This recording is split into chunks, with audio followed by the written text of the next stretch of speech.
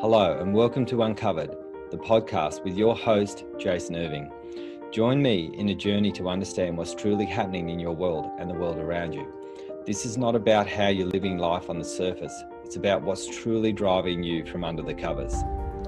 I'm going to take you on a journey to deeply uncover the reason why you are here, the ultimate purpose in your problems and the way that they have shaped your life up until now.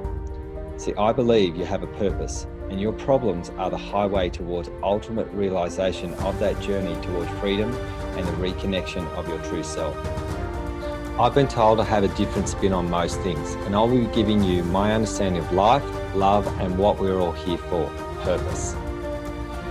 To get the best out of this podcast, drop what you already know so you can discover what's beyond you. So join me, let's play this game of life and bring on liberation, transformation, and change. Let's do this. Hey guys, welcome to Uncovered. I'm here with Elliott. How are you, mate? Good, mate. How you going?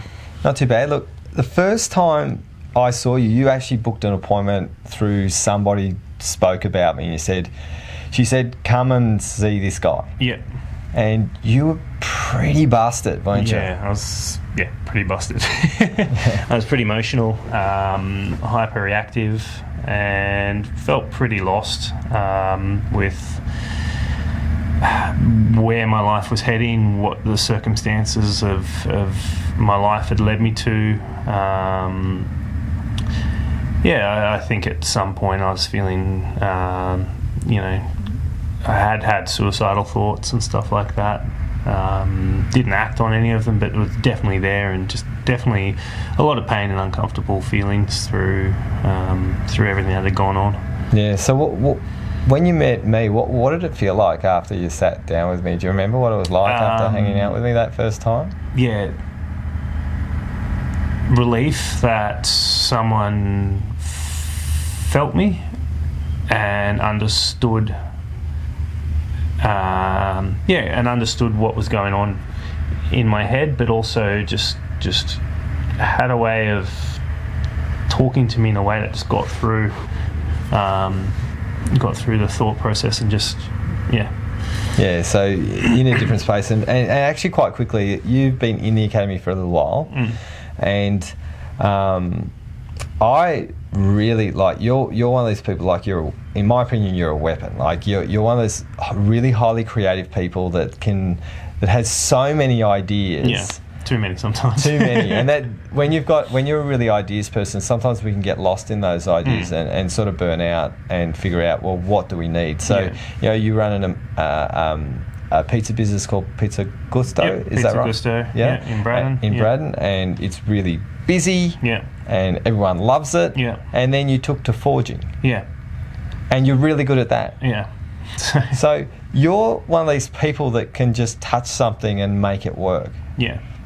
I've always had that idea that, it's a bit like Baskin Robbins with all the different flavours, and it's like you just got to try things through your life, and that's how you gain your skills and knowledge, by just trying lots of different things. But, you kind of zigzag down the path to get to where you're eventually going to go. But yeah, exactly. So one thing I know that we've worked with is you're highly addicted to your creativity sometimes, and if things don't work, you can get down on yourself, can't you? And we've worked on getting you comfortable to be sitting still. You don't sit still for very long. No. But you're actually pretty good at being comfortable with your inner self now. And a lot of people who have that really high creativity, those suicidal thoughts come in when you're still. Yeah. When you've got nothing to do sometimes, when you're feeling like the world is crushing down on you. And this is really common for really, really high creators, guys. So people who are really amazing creators and they've got this amazing magic, they have to plant it on something. And if you don't, then the world feels like it's dark. Yeah. And we need you, right? We need you in this world. Like, you're one of those people who can do anything. You've got a voice that has a note to it. When you look at people and you say hello, you want to know what that hello return is. Yeah. So for any of you guys out there who are really wanting to create connection, Elliott's that person who he just wants to connect with people. And then if that is not reciprocated, we've had to feel comfortable about not getting down on that reciprocation, haven't we? Yeah, it's been a bit of a learning curve. You know, I've mentored staff in the past, and wanted to, you know, help them develop and grow, and when they choose to kind of stop or they choose to move on, you kind of get a feeling like a slap in the face. But it's a learning curve, and it's something that I've learnt to just accept and go, well, you know, they've taken some things and others. Yeah, so that's one of those things in life, is that when you're deeply sensitive, especially as a man, you can take things really personally. And I'm going to give you a tip, women who are watching this. Men are really sensitive. We might not show it, but we really, really are. And sometimes we have amazing shutdown ways in which we don't show our sensitivities, and it's really common. And this is something that you're really passionate about, isn't it, Elliott? Yeah, I think it's really important for men to be able to feel comfortable to show their sensitive sides and stuff like that. You know, we're getting better at it as a society, but I think we're definitely needing more areas of help there. Yeah. And look, one of the things that we came and sort of met on the same page was actually having a split relationship. And you got this beautiful daughter. And she turned 2 yesterday, by the way. Oh, wow, that's awesome. And you have this... We sort of hit a common ground there, didn't we? About, you know, our partners moved away, and so we didn't get the access to our children the way that we wanted access. Yeah, I think, and that as a father of a young child, it's, you know, unless the relationships are, you know, running smoothly or going well, as soon as a split happens after you know, a child's born, it's heartbreaking, because you also feel like you're being ripped away from the potential to learn how to be a father. And you don't, well, certainly for me, I didn't feel like it was something I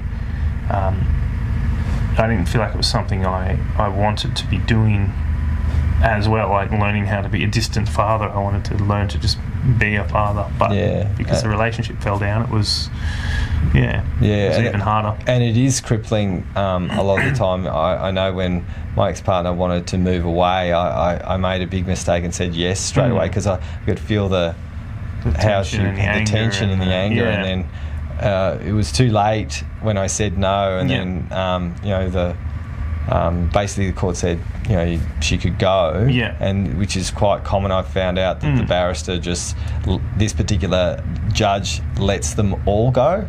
So when we had that particular person, I was just like, this person's you're not going to win. And I was just like, okay, so the judge is going to make the decision to not have me be able to be a dad the way I wanted to be a dad. And it's pretty heartbreaking to have those experiences, isn't it?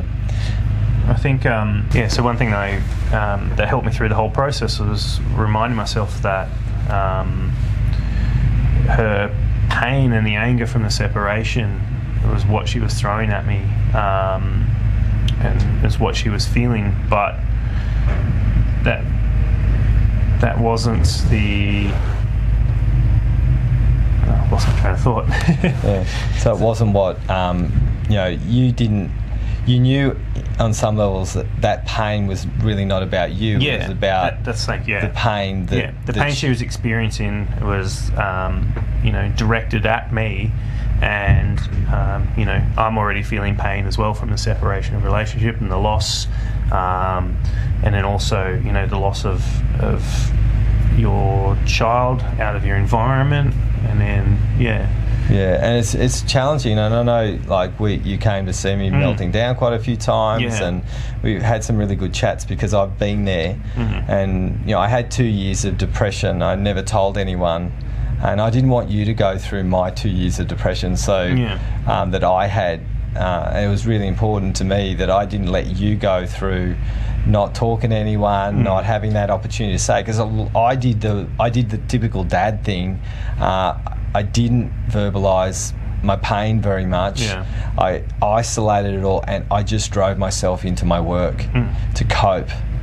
And that was basically a coping mechanism. Yeah. So people are like, oh, you're the best therapist, blah, blah, blah. And all I wanted everyone to do was to go away. Yeah. But I had to earn money to look after my kids. So I was just like, well, I've got to earn this money. I've got to get up every day. Even when I didn't want to, I was doing a job that I loved, but I didn't love life at that point. Yeah. And I didn't want that for you. And you've created a beautiful new partner. Yep. And you've got your life moving in a direction. And I believe quite often we have this amazing purpose in our problems, and we've spoken about your absolute passion now. So can you tell us where you really want to go long term for you? Long term, I want to start a foundation where I can help men and people, women as well, in reconnecting with their kids on a deeper level. We have so much stuff that goes on in our daily lives that just break us from our ability to connect with our kids on a deeper level. And I think, at some point you've got to hold yourself accountable to your own choices in life and say enough's enough, and I need to do this for someone else. At the moment I used to drink coffee like all day, every day, Red Bull, and I was like, yep, I'm fine, I'm great. I was a jackrabbit all day long, like fried completely mentally, and I just said enough's enough. Like I want to be around for my daughter when I'm 50. I don't want to have a heart attack, so I put some skin in the game, and I knew that I had to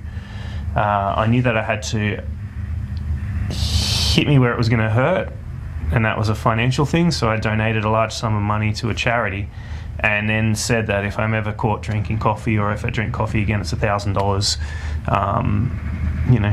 donated to that charity. So I did that because I wanted to be there for my daughter, but I had to hold myself to a level of accountability, and that could be anything like drinking or smoking or things like that, Which is really awesome, to actually put your daughter ahead of your own needs. Yeah. And I think what that does, especially with what you've done, is you've put your health needs, you put your health and yourself as well as a reciprocity recipe for connection and understanding that we really need, I think, as dads, to be able to be dads, not fathers, especially when the kids get to teenage years. Yeah. That the kids can come to us as dads and get the support that they need, rather than fathers, whether it's estranged. Yeah. And we just been jamming down on your next adventures as a creator, to build that recipe that you have and that I have, that really helps men become dads. Yeah. And help to create that balance within that battle, where quite often there's a battle between who owns these kids. Yeah, it becomes a possession, a battle of possession, when it shouldn't be that way. It should just be solely about the child, and all your pain and all the suffering and the wrongs you felt that have been done to you need to be put to the side and dealt with separately, and you need to be there 100% for your kid. And you do that, don't you? Yeah, I definitely do. So, I make a lot of effort to make sure I'm up seeing my child as often as I can, and putting steps in place. I'm in the process of buying a tiny home to move up to Wollongong somewhere, so I can be closer to my kid as well. Yeah, so that's those little miniature homes. Little miniature homes. Yeah. But that's the skin in the game, and I know a lot of men aren't in that position to be able to do that. But there are small things that they can change on a daily basis to just make that journey progress better for them, and basically allow their kid to look up to them with pride when they get to Yeah, and I think, guys, this is really, really important, that one thing that both of us have discussed is there's a lot of support for women out there, and there's very limited support for men and men that are going through these things. And I think a lot of this, there's definitely one area of suicide where this can lead to suicide for a lot of people. You've said you've had suicidal thoughts. That when things come crumbling down, men turn to addictions, they turn to driving themselves into work, and they disconnect from their kids. And then the kids get disappointed, and they feel like they're missing out from their love from their dad. And I think what you're wanting to bring to the table is essential. It's a cause that's really, really needed. And I think it's going to be, in lots of ways, a bumpy road to get there. I think so. I think it's approaching people and trying to target them in areas in their beliefs or their feelings, and get them to kind of open up a bit more and just take a little bit more accountability for their choices. So a lot of the stuff that I hope to achieve is just walking with a sense of integrity and helping develop people to have a greater sense of integrity and accountability in their actions. And sometimes we don't even know that we're doing, like when you're going through life, sometimes we need an outside influence to show us our way, because I don't think men have been taught by men how to be men to their kids. Like, I never got a recipe from my dad. Oh, this is how you parent. This is how you need to parent. They just parented, and there was no rules, right? So, especially our parents above us, it was just all about a little bit of corporal punishment if we did the wrong thing. Wait till Dad gets home. And that would be it, and you'd be like, you'd be a bit scared. And then we're in this place of going, well, how do we be dads when what we got from that experience, and not really knowing that those dads didn't know how to engage. I remember I was talking to my dad when I was about 15. I was so angry with him. It was one of my most shameful moments. I hit him on the head with a spanner. Right, and I said, "You just don't say anything nice to me, Dad." And what he said was, I never got that from my dad. And I just, because I guess I do what I do now, that moment at 15, all my anger just dropped, and I felt really sorry and felt really sad for my dad. I was just like, and I just knew, how could he teach something that he was never, ever shown? And so when we do this as dads, like, for any dads who are watching this who are feeling maybe this split or trying to get better as a dad when you're with your partner, you're not taught. We don't know. So this is what we do in our academy: help people re-establish behaviours and understanding around what you need to do to be just a better person in life, because we don't get taught this stuff.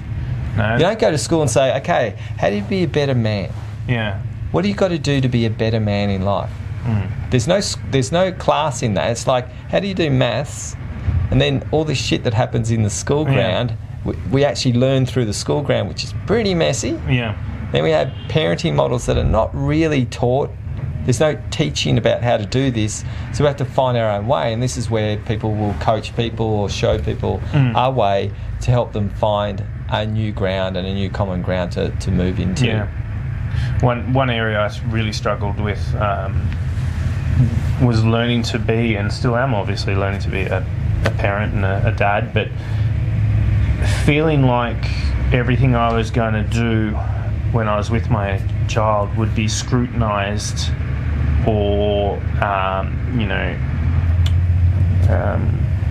mocked, or I'd get told I was doing the wrong thing by my ex. Now, a lot of that was the fear I was having inside. It probably actually wasn't what she was thinking, but having that didn't mean that I could connect with my kid fully, and that's something where I wish I had a lot more help on in the journey that I had been up, in Wollongong, quite on my own. It felt like I didn't really have anyone to engage off or bounce off, and I think Yeah, so there's that. That's a tough journey at the start. Yeah, it is, and that's where I know that you've got a lot of support from the academy and us about where you're going when you've broken down. You've let us know. Yeah. You haven't hidden away, which is what we need to do as men. Speak up, and I'm really proud of you, Eric. Elliott. Just called you Eric. I'm really proud of you, Elliott, because you've stepped yourself into that role, and now you're understanding actually what you really truly want in life, and it's a cause that's beyond you. It is. It's a service. It's it's the like what you teach in the academy. It's finding your purpose within your problems. And the more I delve into what's gone on, the more I see as well is my relationship now. My partner has 14-year-old son, and I'm looking forward to the day I can have a really great relationship with my partner's son's father, and be able to go and do things together with him as well. So I think there's a lot of people in a situation where they have a partner where there's a child from another relationship, and hopefully the men down the track with the work I want to do can help connect with those fathers as well. Because that's the thing is, you don't want to be in it. You don't ever want to take the role of the father away from that child and do that job. Yeah, and look, Elliott, that sort of maturity is very, very rare. There's not just one dad that comes along. No. Right?